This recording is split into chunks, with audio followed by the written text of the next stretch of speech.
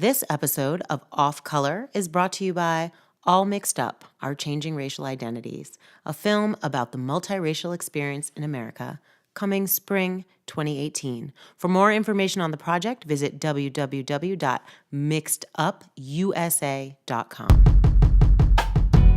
You are listening to Off Color, a podcast where 1.5 Black people and James talk about race and help you learn how to talk about race and racism, hopefully.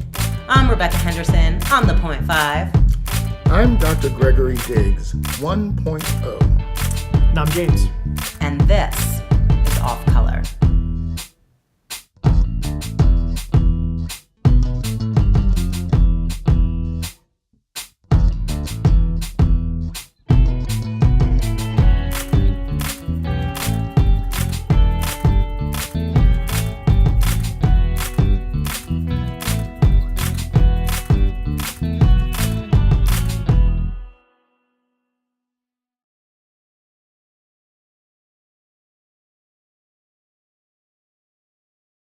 We're going. Recording. All right.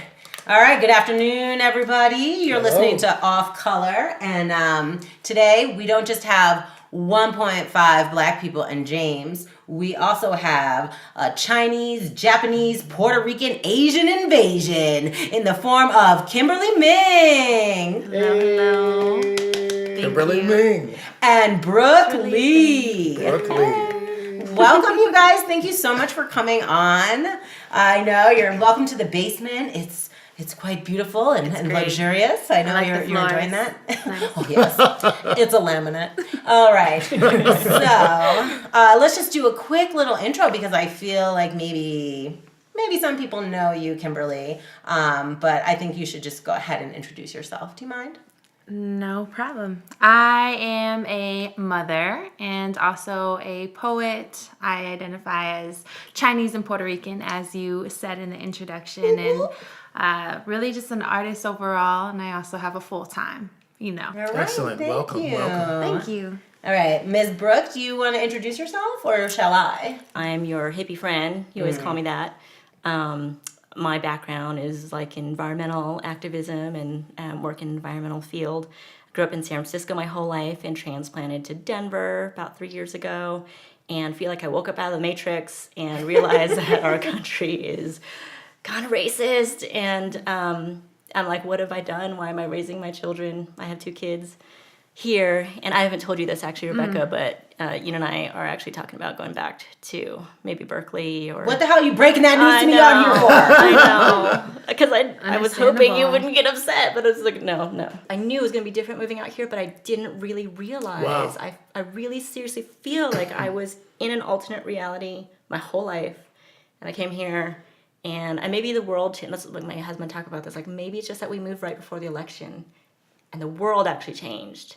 You know what I'm saying? I think it's been like that. I don't think the world changed. I feel like... I think your world changed. I think that. I just think that. So I'm like, I had an agenda, but I feel like we need to get into this right now. Do you think? I'm serious because, Brooke, I feel like you're asking a really important question. And I know, like, my parents in the late 70s left Brooklyn to move to the suburbs of Westchester because they wanted to have a safer, a better life. So they did that, even though it was not cool to be an interracial couple in 1978 in Westchester County. Mm-hmm. It was problematic. Mm-hmm. And they did it for us. So I completely understand, but I also feel like, how are we going to change anything if the people who want to make change, if the people who are outspoken, if the people who are doing that and raising their children here, if they all leave, you know? It's like what we think may happen to America if things continue as they are with our white supremacist president. That's what happens. The intellectual capital leaves the country. The people who can afford to leave are leaving. Yeah. One of the people that come to my library, she said, "Oh, we're leaving. We're moving to Europe." Yeah. And I was like, oh, No, and I feel like a hypocrite because I was saying the things you're saying right now to James's wife, Katrina, when you guys were talking. It was like right after the election. I think you guys were seriously considering like, where's a safe place to go? And I was on her like, no, we have to stay and fight. We got to resist. We got to, but I'm seeing like signs of internalized racism in my daughter. You guys, they got hella earthquakes there. I'm sorry. Have you been in an earthquake, a big earthquake? Because I've been in many earthquakes. I've been in all the rings of fire. I lived in Japan, Guatemala. Like, I've been in some, and I feel like, I don't know, man. I feel like California's over. I'm sorry. I think it's over. I think that Denver's where it's at. So black and brown people come to Denver. Hey. Yeah. I think it's hard, that's your pitch. but you know, Lots of racism, no earthquakes. right. That's your. Denver. Here's the thing, though, and I hope we're together a long time because James, I'm going to want you to play this tape back 6 years from now because, like I said, I think I support what everybody has said about what their experience is. Sometimes you change your mind once you see what your child goes through. Because it's not just the individual thing. It's will your child grow up and have peers that they can, share and protect. And it's just harder to do. It's just harder to do here. And that doesn't mean that it's right or wrong one way or the other. But what I have seen is once you have to explain certain things to your own children, and your own children are having their own experiences, it can make you think differently about what's going on. I'm curious about the internalized racism piece for your daughter. Like, when you said that you've already seen signs of internalized racism, what have you seen that? Yeah, so we came here, right, and she did a little bit of preschool, but then we got into the public preschool, which was like a lot cheaper. It was a half block from my house, and I just had a baby. I was like, I'm not trying to stick this baby in a car every time, so we're gonna go to this school right here. And it took maybe a month, and honestly, I didn't even notice this, but she was the only girl in her class who did not have blonde hair. Wow, blonde hair. I totally, and I didn't notice it at all. I was just, so maybe it took a month, and then she comes home, she's like, hey, could we make my hair yellow? And I was like, I thought, are we having crazy hair day? Like, what? This is a thing. I don't remember this in California, but it's a thing, crazy hair day. Right. And I was like, you want to? Schools. And she's like, no, like this girl and this girl, like everybody, they all have the yellow hair, and I wanted to ask her, like, did somebody say something to you? But I didn't. I was afraid to take it there. Like, I didn't, I remember growing up, there was a racist, so there is some racism in California. There was something some kid said to me, and I didn't realize till I was an adult that it was directed at me in a racist way. And I guess I didn't want her to feel that right now. Yeah. So I was just like, no, baby, like, your hair is beautiful. And I told her about how, like, I went crazy with the bleach and the Crayola colored hair, and I got like an allergic reaction, and I don't know. I went to this whole thing just to get her to like not want to mess with her hair color. And then like later on, something else happened, and basically a kid said to her, all my friends say, you can't trust anyone with black hair. Oh, wow. And actually, I did finally talk to that mom about it, and she was like mortified, and had him write an apology letter and had a long talk with him about, generalizing people based on their appearance and whatever. But as an Asian person, I am a minority, but I know that I'm not going to have to fear the same things as people of other skin tones will. Like, we've talked about this on Facebook before, like how I, was totally oblivious to the fact that some people, growing up in the Bay Area, would have to fear for their lives if they get pulled over, and how, like, I would cop an attitude, like the one time I was ever pulled over. Yes, that's right. I'm an Asian woman with a clean driving record. Thank you. But obviously he let me go. Anyhow, yeah. So, but I don't want her to witness it. Like, I don't want her to live in a place where, like, someone won't call it out if somebody else says something to somebody else, or if somebody else is treated differently. And I just think there's something about at least seeing other people that look like you. Yes. Even if you're not like besties with them, like, that and that. There are people that will understand the experience. Yeah. Where you don't have to explain it to them, whether you get along with them or they're your best friends or whatever. People have a common experience and a common frame of reference where at least it can be understood. Where here you're not guaranteed that. So I was gonna ask a question at this time, if that's all right with you guys. It is from our Facebook page, Off Color Podcast. It's our Facebook page, so get on there if you want to ask some questions. I'd like to hear about Kimberly's experience of her relative visibility or invisibility as a person of color when in white spaces with white friends. Oh, For God. context, let's just give her context. All right. I'm asking this as a fellow mixed person who has friends who are race conscious and would never consider themselves colorblind. Say things like, I never thought of you as not being white. Damn, I'm sorry. I don't want to put any judgment on this question, but damn, I hate when people say that. Okay, anyway. In response to learning, they say that in response to learning of anti-Asian prejudice I experienced as a kid. So I guess I'm curious to get another mixed person's take on this. If you have similar experiences, when is your otherness visible and when is it invisible? Wow. How have your feelings and awareness of this dynamic changed over time? I would say that overall, so I came to my racial identity, I would say more so in elementary school in terms of just stating that I was Chinese and Puerto Rican, right? Like, I didn't always know what it meant, but people always identified me as different from them because it really was, like, all white. But the dynamics in Fort Collins were that you don't really say it out loud, but at least for me, I think actually with other people, like Black identity, it was almost more blatant. But for me, I feel like Asian, my experience, because I think to kids, I just appeared more Asian. Like, or I got called like Eskimo and panda and like these little things. But I think that was the closest thing people could place me with was, oh, she's like Asian. And so I felt like I wasn't really threatening, but I was still foreign. If I had any clique, at least in high school, it was a girls' volleyball team. And in that experience, I was exposed to developing more closer relationships with white girls at the time, you know? And so it was interesting because I think through those situations, they were able to expose a little bit of how visible my difference was. And they would ask me questions like, well, why do Mexicans... I remember this one time specifically. And I don't know why I became the spokesperson. That starts with why do. Right, right. But I don't know why I became the spokesperson, like, as though I just knew everything, but about all people that are different from whiteness. But, you know, this well-intentioned, you know, white girl says, why do Mexicans wear their eyebrows so stereotypically? Like, there's a stereotype, and then they wear their... according to this stereotype. I was in high school. I didn't have the language. I was just kind of like, I don't know, like that. I'm not Mexican, first of all, so I don't really know. But I did hang out with like a very diverse crowd, even though I was a part of this volleyball girls team, whatever. I would also be...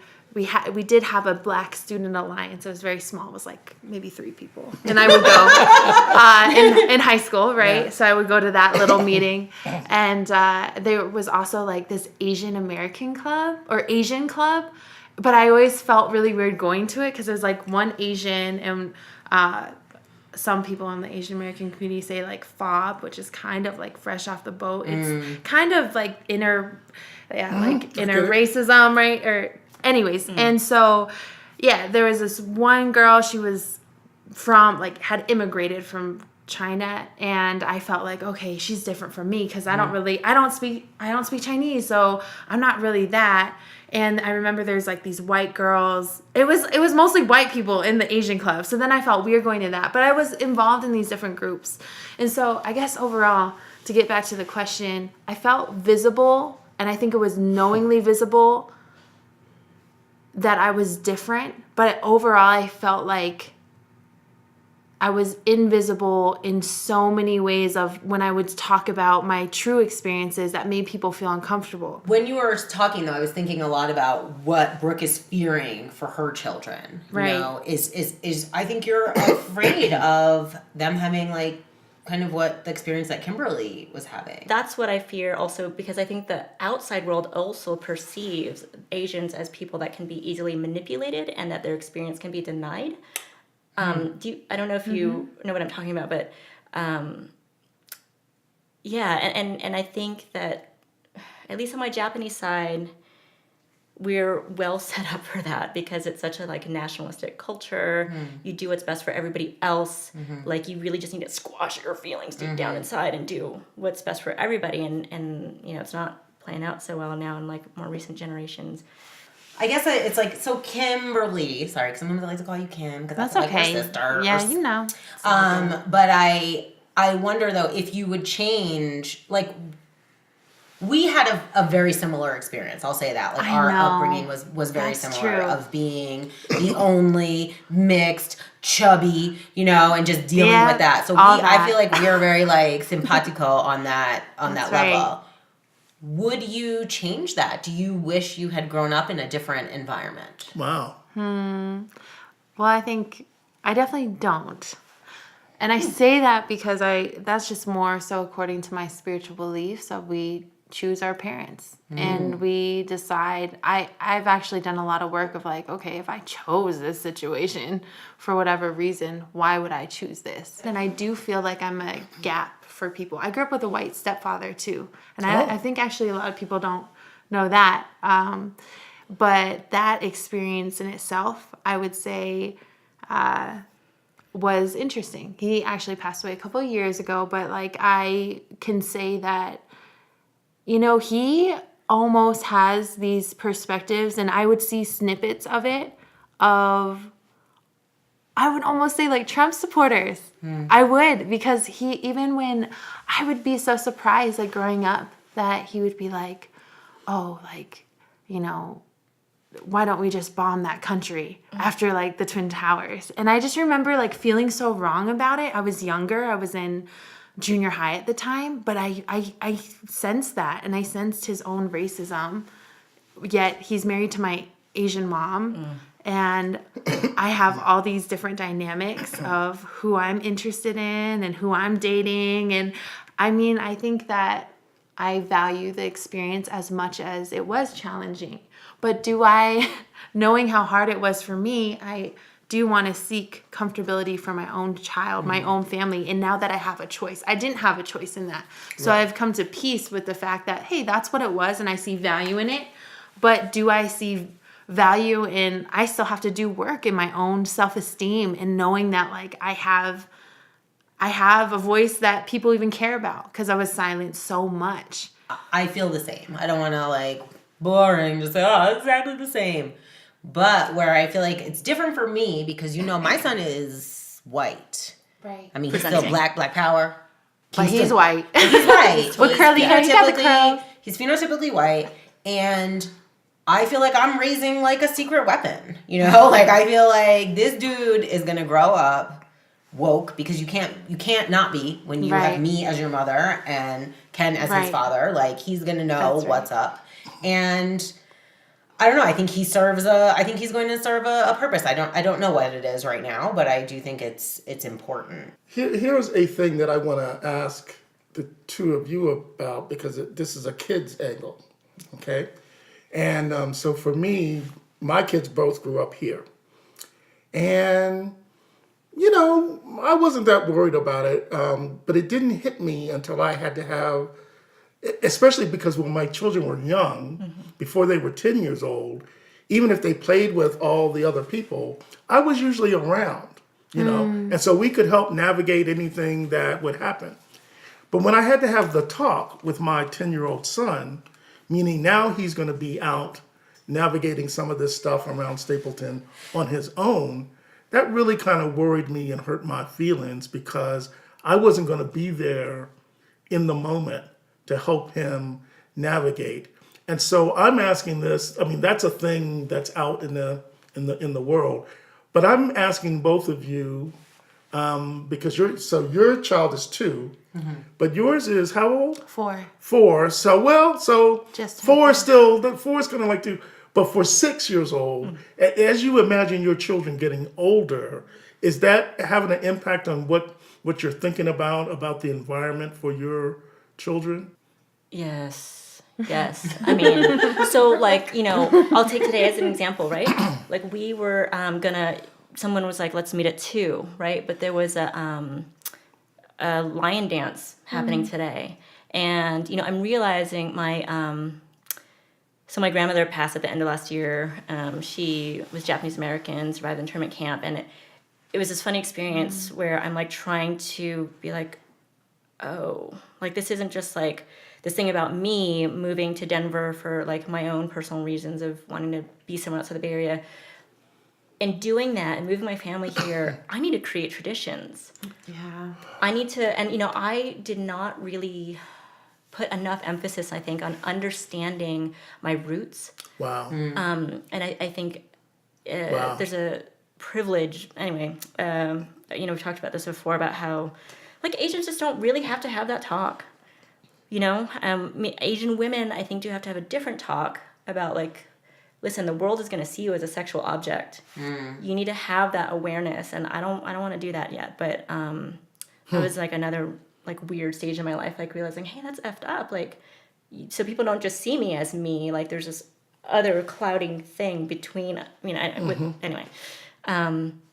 So with my daughter, yeah, I think that I need to be more intentional about having her understand where she comes from. Has she, like, she's in kind of a blissfully ignorant, like she can't even remember what all she is because my husband's Korean. And so she's like, I'm You guys like, got it all. it was just like, somebody asked me what I am, and I said, I'm Korean and Asian. Like, honey. Okay. That's interesting I can see that. people are asking her what she is. Yes. Yes. Because that's like a very key indicator, like, oh, they're seeing difference. And so she's already coming to you asking you, how can I respond to this? Yes. And the annoying thing is, like, I will try to talk to other Asian people about it, and it's like the conversation ends like immediately. It's like we just want to pretend that it's not actually a thing we have to talk about, and Asians can kind of like keep their head down, work hard, and generally be left alone. There is some of that stuff, like, when that was, I think it was a Chinese guy got beaten to death because some drunk people thought he was part of the Toyota company that just taken away a bunch of In Detroit. jobs. Yeah, right. But those instances are pretty. It's nothing compared to like what the Black and Latino. Okay, I communities- want to interrupt you on that because Yes. I don't like this idea of saying that something is nothing compared to. There's no hierarchy of pain, and in my mind, that is just as terrible, just as heartbreaking as any of our Trayvon Martins or any of our people that are dead in the streets. It's No, the you're same, dead you right know? about that. So I think that is I'm also sorry. like a thing where I feel like I need to discount my experience. It's like a coping thing of feeling like, oh, well, it really wasn't that bad. Like, it could have been worse. And so, and that I never moved through the pain of what actually. I mean, let's be real. Like, your family were in internment camps. Yeah. Like, that's crazy. It still could happen again. The It's Supreme Court never probably struck it about down. to happen shortly. Yeah. To some, it's happening already. Let's be real right now. Also, it's happening already. People are being rounded up and taken and deported and being taken. Every day we see a story like that, and I feel like no one's even paying attention to those stories, and it's very frustrating to me. And as a person who is racially ambiguous, and people typically think that I am a Latina, sometimes they think I am an Arab, as they say. And so like I feel a fear because of my physical, my physical body, of how I look, and that something could potentially happen to me. And so that's something that I think you need to be able to say that, because there is a fear for you that something could happen to you or to your children because of your race. Yeah. I think that's real. And I think there is a thing that's very real around being the model minority. And I feel like there are Asian people, Asian Americans that will almost kind of do that, like really work to be almost the model minority and say, oh, well, I am not them. I am not that Black experience. I am not that Latino experience. I am not, kind of separating and trying to blend and I think there's a history for that, you know what I mean? Because there's a history of internment camps where Japanese people genuinely actually there were some Supreme Court cases that were saying, I want to prove that I'm white enough so that I cannot be in the internment camp. I served in this, served in the Army. So I think there's a lot of dynamics, not to discount it, because I think Asian invisibility and not acknowledging our own pains and how we actually can relate more to the experiences of the Black community, of the Latino community, of Native American communities, like of these marginalized other identities. There's a pathway, right? Wow. Like for us, right? If you play the the model minority role, you are not going to be discriminated against probably for jobs. You're, you get this pass almost. And that's where I get so frustrated with the political apathy sometimes of Asians, where we are in this space where we're not seen as threatening. And I feel like we have this responsibility to speak to, I'm just going to say, white people about what it's like to be a minority in this country. And I feel like sometimes I could say the exact same thing as somebody else, but it's perceived differently because I don't look like a threat. Right. You know what I mean? Like there's a generalization about it. But I also feel like sometimes white friends feel like betrayed. Like, wait a minute, you're not supposed to shove this in my face. You're not supposed to call me out because you're... We were having fun here. Why'd you have to bring that up? Yeah. Oh, you have that perspective? Yeah. So one of the things that I did want to get into a little bit, though, was this idea of the myth of the model minority. I consider it a bit of a myth, but I don't know. What do you mean by that, though? I mean that all of the stereotypes about Asians are good. And that is something that I used to say when I was a kid to some of my Asian friends. I'd be like, at least your stereotypes are good. Like, at least people think you're good at math. Right. And so to me, it's like that it is. It's a more acceptable race or ethnic group. I don't believe really that there are positive stereotypes. And I also think that, nice point. It's especially if you have a holistic view of people being a part of you. Like, it's the idea of oneness. I believe in the idea of oneness. So I feel like in that perspective, if you believe in the idea of oneness, of like, I see in a sense the God in another person, that's what I say. Then you start to say, hey, that's not cool that I'm seen as the model minority. Like, this is what all the minorities, quote unquote, should look up to. And there are certain facts in terms of certain Asian Americans having careers that are doctors, lawyers, things like that, right? There are certain Asians that have those opportunities because our parents immigrated, and that is the pressure that's put on you, that you have to perform in a certain way. And there's certain cultural aspects of, I would say, even guilt if you do not follow your parents' path. That if you don't become a doctor or a lawyer, you're shaming the family. And that might be a cultural thing in Asian American community. And so I think that that's maybe one layer of like the pressures of why that there are these actual like real statistics of certain performing, percentages of doctors that are Chinese Americans, medium income being higher than other minority groups. And I think that it's also misleading because there are also Asian Americans that are maybe Southeast Asian that have high poverty rates, that actually experience, extreme poverty. And that just gets, if you hear, oh, Asian Americans are successful and they don't have any struggles, then you forget about Asian Americans that are impoverished. So then you see, I've heard stories of a friend. She shared with me that she didn't go to a very good high school. Like, she was behind going to college, and she went to the professor and was like, I am lost. I need help. Like, was really trying to get resources. And the professor was like, you should have this.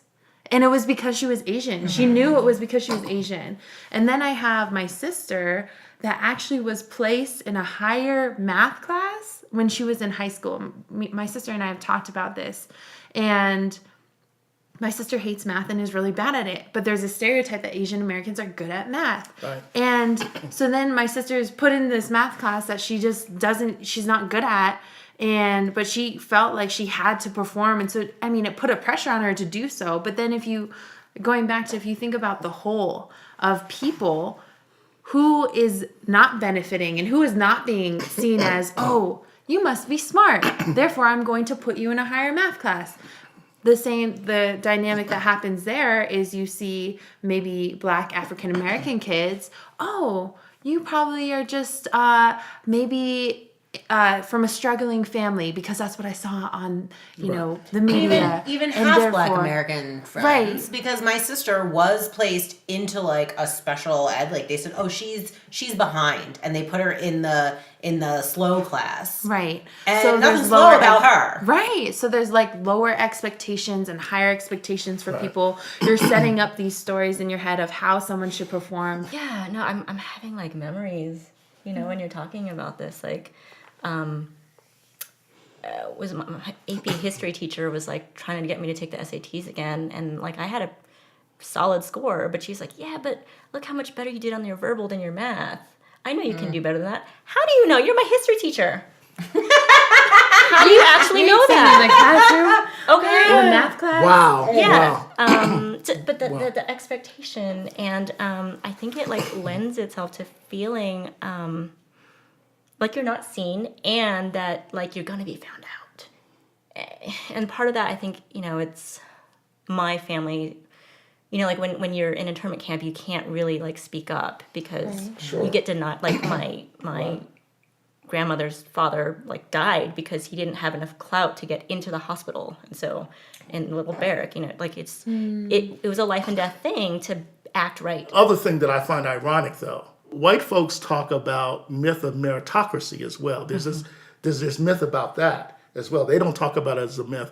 They think everything is a meritocracy. If you just study hard and you work hard, then you get the best positions. Right. But I hear complaints, especially in California, from The white bamboo folks. ceiling? Oh.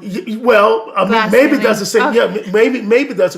But what I hear, I don't know what the name of it is. Okay. But what I hear is white people start getting concerned where they're saying, well, there are too many Asians. Yeah. Asian invasion. Yeah, Asian invasions. I'm Fear. trying to get It's my a kids fear. into college, and there are too many Asians. Yeah. I'm saying, well, wait a minute. What about the meritocracy, right? If they're qualified, aren't they supposed to get the? But that's where America's disgusting racist head is always getting lifted. Right. Because I remember my history teacher in high school. Man, these history teachers is just whack, I think. Anyway, And they should know better because they should know They're better. history, They right. should, but we're doomed to repeat it. Yeah. But I remember he said that when Harvard was like doing like blind admissions, that it was a disproportionate amount of Asian females were being accepted, and they were like, "Oh no, we can't keep doing this." And it's just Yeah, when you yeah, it's that's what it is. It's like they get so scared, and that again we come down to like this fear in white America. Where people are afraid. White James, can you speak to this? What are you afraid of? For white America. Why are you afraid of James us? is our spokesman. Like, Tell us all about what all white people think. tell us, James. I never thought I'd be able to say that before. That was kind of cool. He's used to it. No, I actually He's like, okay, let's go. I do have a lot of thoughts about what's being talked about, but I would actually want to circle around to what Brooke was saying earlier about kids, about spaces for kids and things like that. Because this is a big thesis of this show is to not only talk about race, but to help you learn how to talk about race, is what we say during the intro. Right. I've been texting and talking a little bit with Rebecca and Greg about this stuff that's coming up with my 5-year-old lately. Ooh, okay. So she goes to a pretty diverse school here in Denver. I don't know. I couldn't say for sure what the demographics are of her class, but she's in a kindergarten class where I think there are probably less white kids than people of color. Okay. Or it's maybe Might need to reach out. it's maybe creeping toward being even, maybe, I don't know. But it's, suffice to say, by Denver standards, there are not a ton of white kids in the school. Okay. And Yeah, by Denver standards. But so, which is very different. We used to live in Fort Collins as well. Oh, wow. Where we would, when we lived in Oakland, my Makes daughter my heart was beat fast. constantly the only blonde kid in the playgroup. And then we moved to Fort Collins, and I couldn't like pick my own kid out of a crowd. Is she here? All the time. Oh, wait. Yeah. Okay. Yeah, I drove halfway home with someone else's kid one time.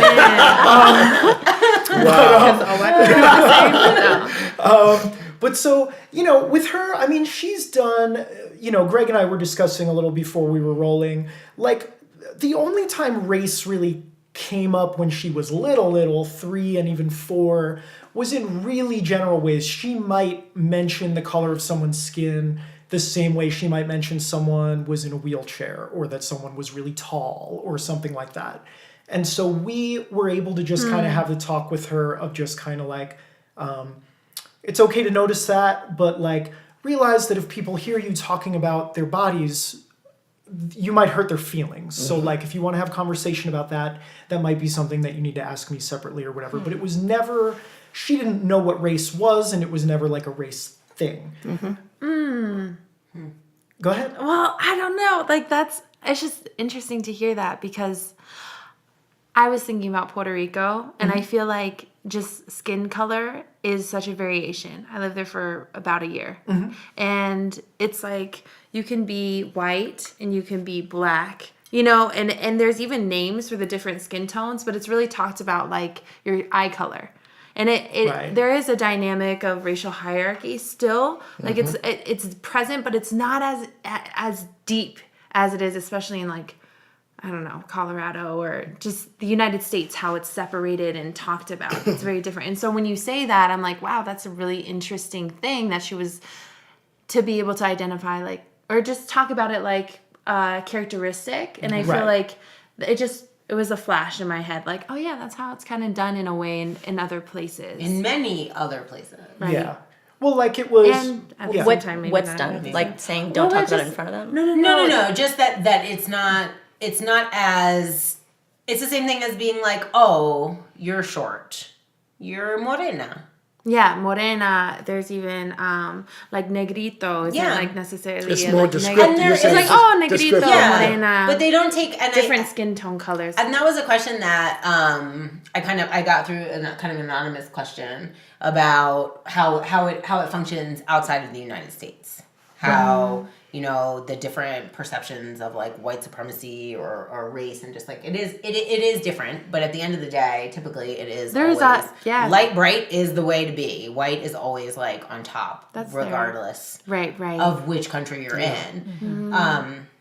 And that was something, I'm so sorry if I got off the subject on that, but it's that was one of the things, because like I was going to ask you guys if you had heard about like all of these Korean skin lightening products. Have you guys seen that? Do you know about that at all? I have been a lucky recipient of such a product. Get out of here. It's common.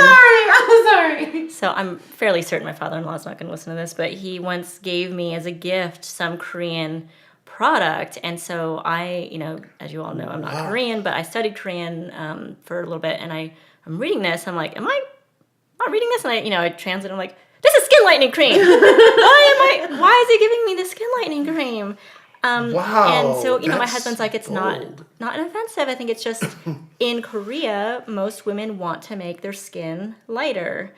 Absolutely. And so, in yeah. Asia, Japan, Taiwan. My sister lives in Taiwan right now. That's common. You see it everywhere. Yeah. Skin lightening cream. Wow. So yeah, I don't know. It's a real thing. Yeah, and I don't get it. But do you really not get it? Because I get it.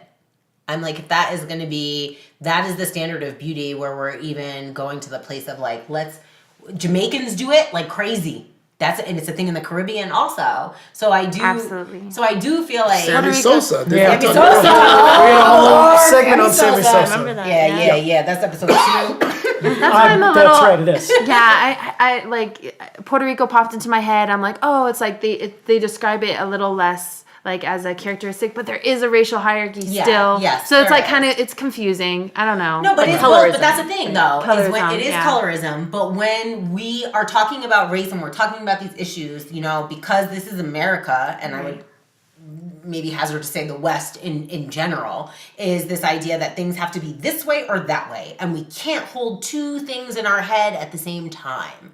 And that's ridiculous. I'm sorry, that's ridiculous. Like, we have to think about it that way, because to me, I also feel more comfortable in a multiracial environment, or when I go to Jamaica, right? I feel good there because there's people that of all races, colors use Jamaica. A lot of people don't know about Jamaica, but their thing is like, one love, many people, or whatever. And it's because they have Chinese Jamaicans, they have white Jamaicans, they have black Jamaicans, they have, mixed Jamaicans. So when our kids start asking us questions, I think there's a little more to James' story, but even around skin color and stuff like that, how do we navigate that with our kids? Well, how do you navigate it? Seriously, when your daughter, I know because you sent me a text and you said your daughter said, I would like a hijab.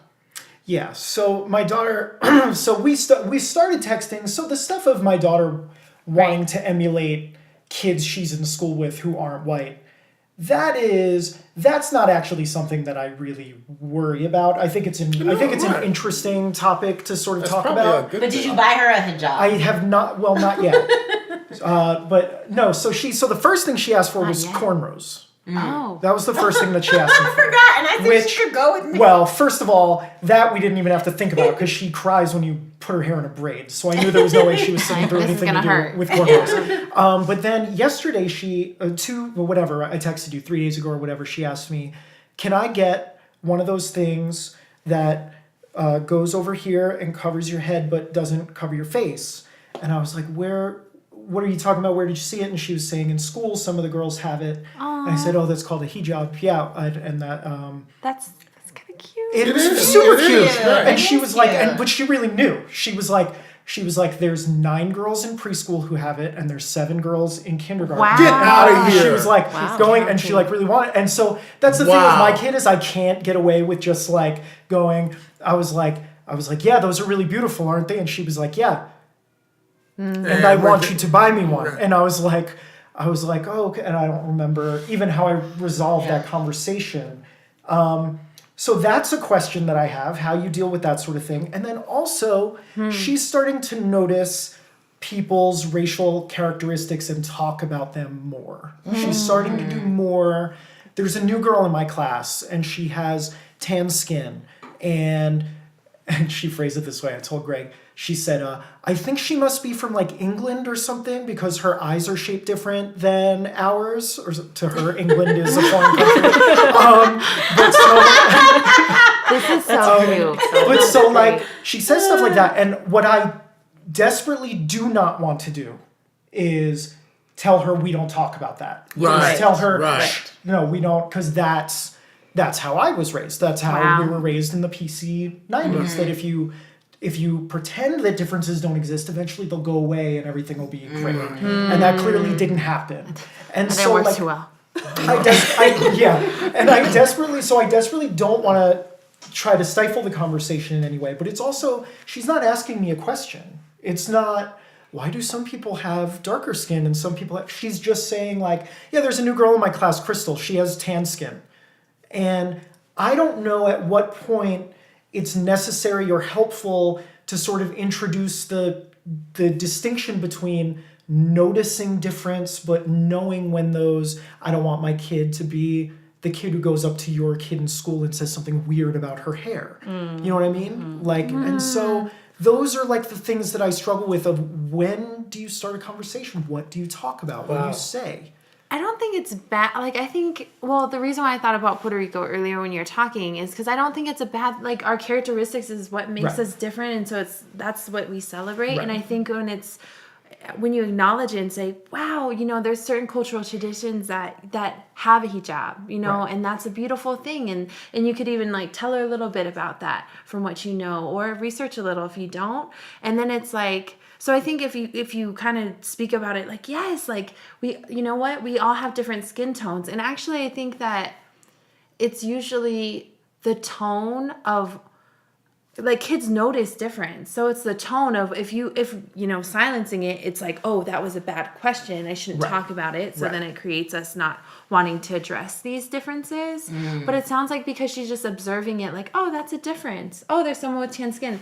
I don't imagine, and I don't remember ever having memories of someone asking me, observing, like, let's say I have curly hair, and most of the kids in my school didn't have curly hair, so it's like, oh, you have curly hair. I'm like, yeah, I have curly hair.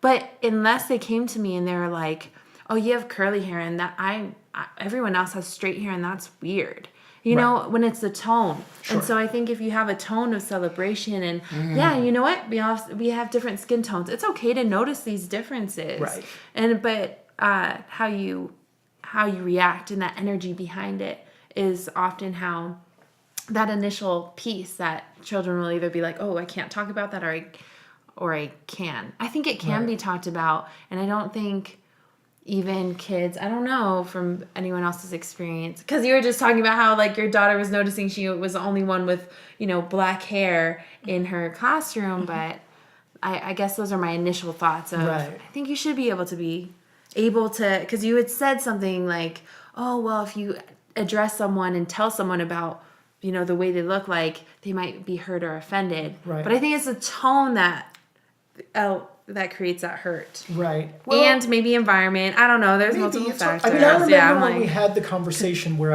I told her to be careful about talking about people's bodies. It was specifically in the environment of, we had already had a talk with her about pointed out somebody's disability or something on the bus, because she was like 3 and it was loud. But then there was another experience on the bus where a guy said something who was sitting like across from us, and she turned to me and she tapped me, and she was just asking about what the guy said, but she said, what did that black skin guy say? Mm-hmm. And it was sort of like, there was certainly nothing negative in her tone, but still... Yeah. That combination of words is going to be... How do you impart to someone, even if there's absolutely nothing hateful in there, just to socialize a person, to socialize a child properly in society, when you want to hear what somebody said and you're pointing them out, in our society you don't say, what did that black skin guy say? Yeah, that's just not a... Yeah, and that's something... Oh God, I think I'm drunk. But no, but I remember I had an Asian coworker back in the day in San Francisco in that school, and I had another coworker who was black, right? And I'm half black, and she was like all black or whatever. And she said she would always whisper. She'd be like, "My friends that are black," and it was so. And we would be like, "You don't need to whisper black. Like it's okay to like say it." There's like a comedy sketch about like a group of white people. And one of them's looking for a guy, and the guy they're looking for is the only black guy in the room, but they will not say it, so they never find him. So they come in and they're like, yeah, I'm looking for Todd, and they're like, I don't know what does he look like, and they're like, he's like 5'8". Okay, and he's wearing like brown shoes, and it's like because they wouldn't just say he's the only black guy in the room, they never find him. Situation. Like, yeah. But I just think that if we normalize, it's okay to describe the feet. Like to me, your daughter saying that out loud, it's like, oh, that black man. Because it's real. Yeah, right. I think it's like. But that's the thing, though. The problem is where we get down to it, and we talked briefly about this a little bit with Theo Wilson, episode 6, but was that this idea that, we have all these differences, and that's fine, but the consequences for having these differences is ridiculous, right? Yeah. So that's the thing. That's where that fear is coming from, I think. Well, Brooke, it seems like you were going to try to say a few things, and everybody was going to... And I don't want to lose your voice. Oh, yeah. No. I think that I'm still formulating my thoughts about this. Okay. I think... I remember reading a story that this woman was... she had I can't remember the details now. There's something different about her kid. It was like in a wheelchair or something. And she was saying... It was an open letter to other parents. And it's like, when your kid notices my child, please don't hush them and shoo them away and tell them they did something wrong. Right. Please come up and talk to me and ask, why is your child this way? Like, what's going on? And I get that. I wholly get that. And yet, I would not want to be in a conversation and be said, what did that Asian lady say? Right. That really honestly is not how I prefer to be referenced. Right. And so I'm not sure that there has to be something that gets us to that place, even though we still have our hurts and our backgrounds about being treated differently for the way that we are. I don't know. And, you know, something like this kind of, I don't know, it's not exactly the same thing, but there was like a kid at the school and he's like, oh, are you so-and-so's mom? I was like, no, I'm not. I don't know who that is. Are you looking for their mom? He's like, no, it's just that you look just like him. Wow. Okay, so you know what I'm thinking now. Yeah. Like, it must be an Asian kid. I'm like, I'm sorry. That's, I just have one girl here to, she's a girl. He's like, really? Because you look just like, kid, let it go. Yeah. And so I want to be in a place, like, this is what I'm saying. I aspire to be in a place where I let that roll off my shoulders. And I did. I was like, yeah, no, it's, I want to be welcoming of the wonders and the noticing. Oh God, that's so Odyssey speak. Sorry, that they talk about that wonders and notices a lot. And at the same time, like, I would have cringed if I were on the bus and my daughter said, Right. Well, and so for me, I think I like all of this, and I think it's interesting. I would say I'm gonna say three things. I think one, I'm gonna say I think it's okay to cringe when you've got little kids and they say things. That's what they do, and a lot of stuff. There's going to be a lot of cringing going on, and I look at that. I look at that as opportunity. Those are opportunities for learning. So I'm just going to say I'm old. This is what my parents did, because both myself, the oldest, and my little brother Brian. Hey, Brian Diggs, pretty precocious kids. Shout out. Pretty precocious kids, and we were always asking crazy questions. So I'm going to use sex talk as my reference point. Where do babies come from, right?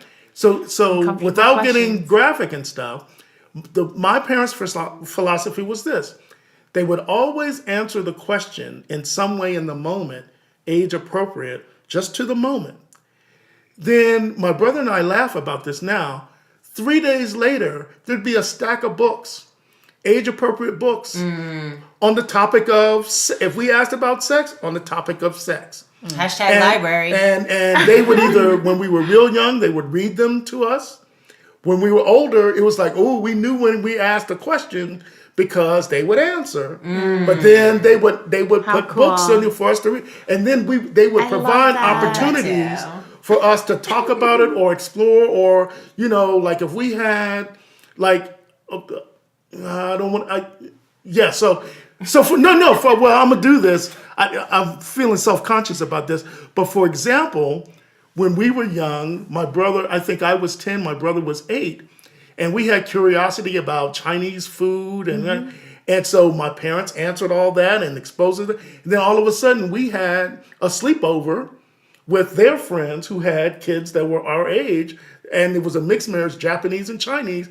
We spent the weekend with the charades, and we remember that. And what I mean by this is, no matter what we said, no matter how crazy it was, my parents looked at it as an opportunity, and not just one opportunity, but many opportunities. Like, oh, they're curious about this.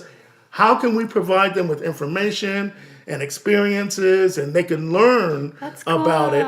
And that's how. And so we felt like we could ask any crazy thing, except we stopped doing it because we would get too much work to do. Right. We can ask no more questions. That's You didn't get shushed you got work to do. It's like, I ain't got no questions. We don't want to read no more questions. But I'm sorry. Oh, I know I'm about to. But okay, I'm just gonna say this though. I like that because I feel like that is something that comes down to when we talk with white people about race. They don't want to put in the work. Right.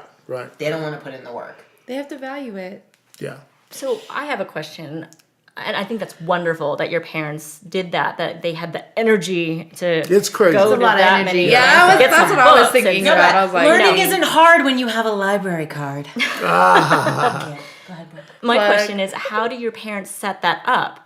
Like, tell me the words they said to the parents that was like, let me have you over to help my kids better understand your culture, because I don't necessarily want to be sending my kids out like a lending Well, library it wasn't, to but it families. wasn't Or too. It if wasn't. you were the lending library, being the one that sticks out, like if you, how do you feel if like someone's like, hey, I want someone to come explore your family. The But I emotional have a So they didn't- That's yeah. the question people I have, understand though. you. Yeah. That's the question I have Yeah, right what now. was For that example, conversation your parents had? because I think because of our mixed background in this house, and we have immigrants, and we have this, and we have that, we have a lot of stuff going on in this house, right? Religions, all of it.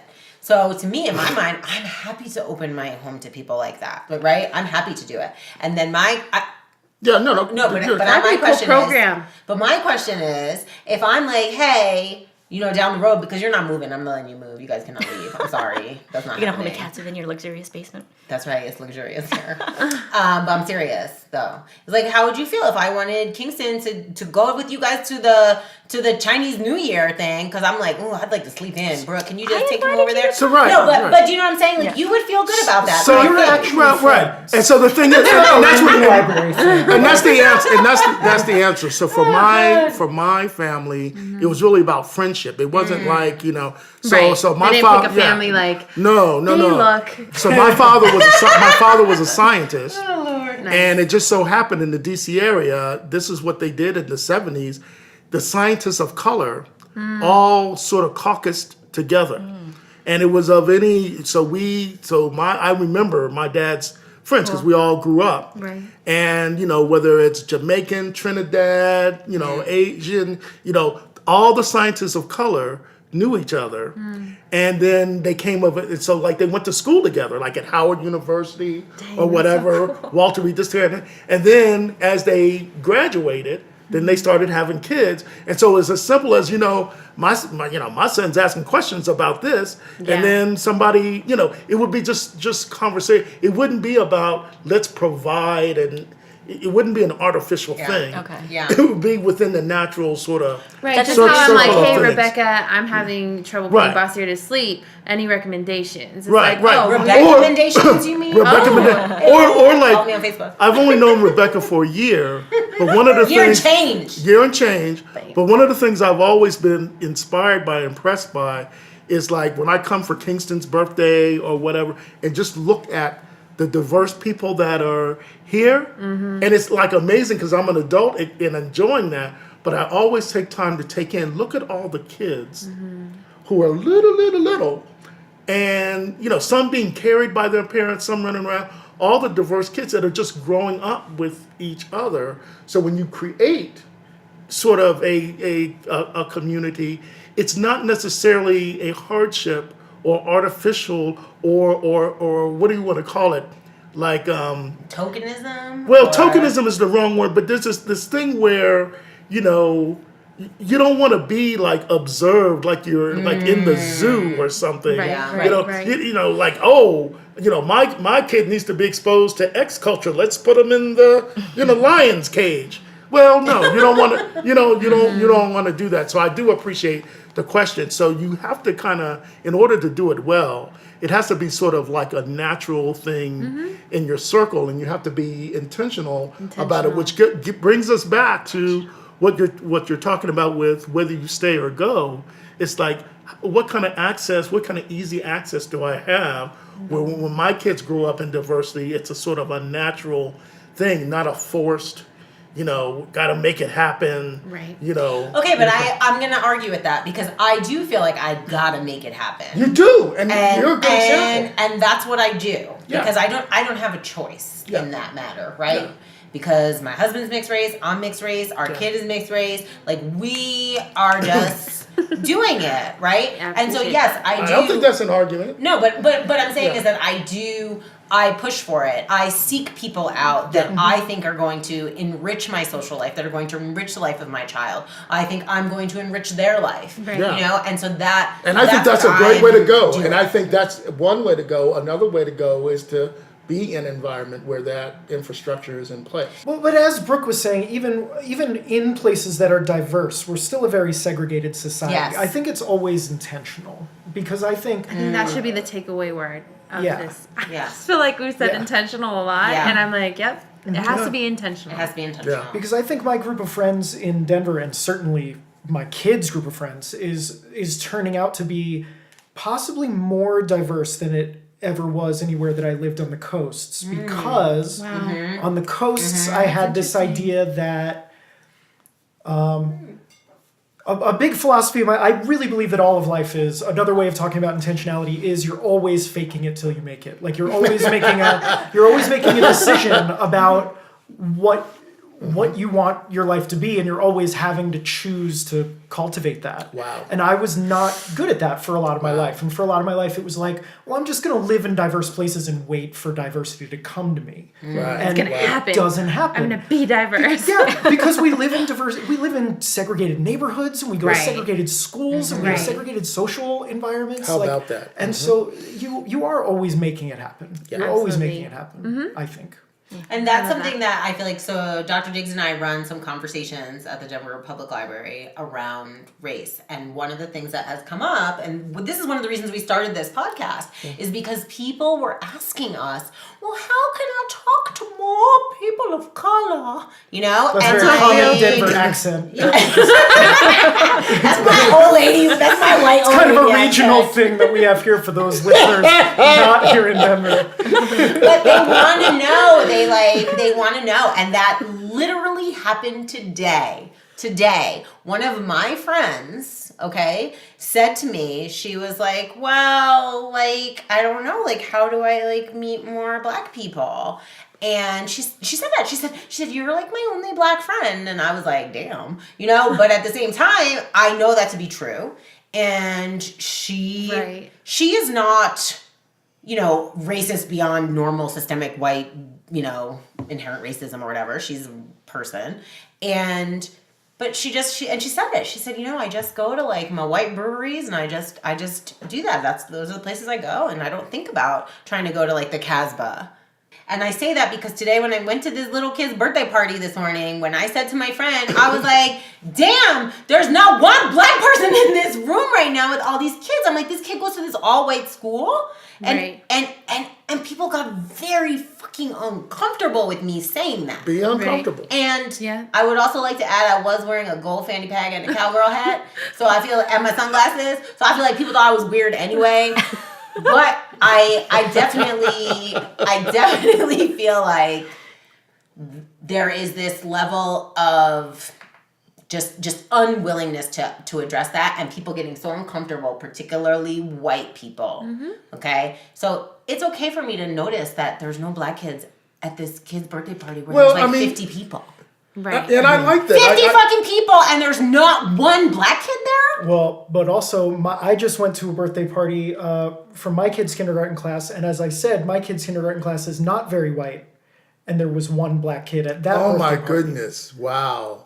So, and Wow. invitations were handed out to the entire class. Yeah. But so this is what we're talking about cultural segregation that we really have in the society, is that even in ways where we feel like we're in diverse environments, and it comes down to it, and it's Saturday, and people are not forced to be in the room together, They're all not of a gonna sudden be we there. found that they wanted. Yeah. Yeah. No, and How that's legit, about because that? the thing Wow. is my friend whose party I was at today, she's Asian. Her husband's white, you know? And so like I as a person of color, right, I'm holding her to like a higher standard because I'm like, oh, she's Asian, so she must know.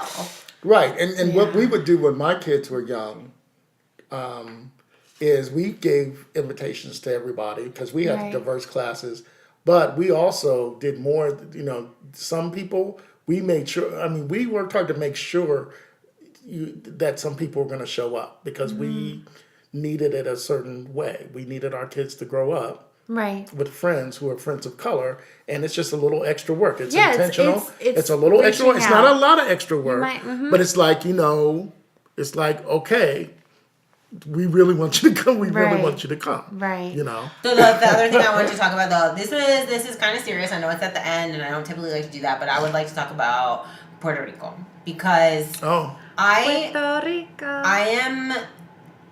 people mistake me for a Puerto Rican all the time. All right. Okay, Yeah, they think sí. that, you know, soy boricua and tengo que hablar español porque con esa cara, yeah. Okay, so everything, all that's happening, right? But at the end of the day, what the fuck is happening? Why do all of these know people why. in Puerto Rico not have power? Nobody gives a shit about them, and they are United States citizens. Yep. And I just want to, I know that it's kind of like a hard ass ending, but I feel like we need to not forget that Puerto Rico is still without power. Yeah. Right. People don't have power. They can't, it's, And how long has it been now? 4 months, 5 months almost. That's I think I'm like that's outrageous. September 20th. So where are we at now? Like, Yeah. it's crazy. so that's what I wanted to say though. I guess I just wanted to crazy. like put that out there. If you are able to donate money, if you're able to do anything, like I would love to see that happen. But more what I would love to see is I'd like to see people banging down the door of the fucking white house to say, these are our citizens, these are our people, let's take care of them. I've gone crazy, and everyone can see that.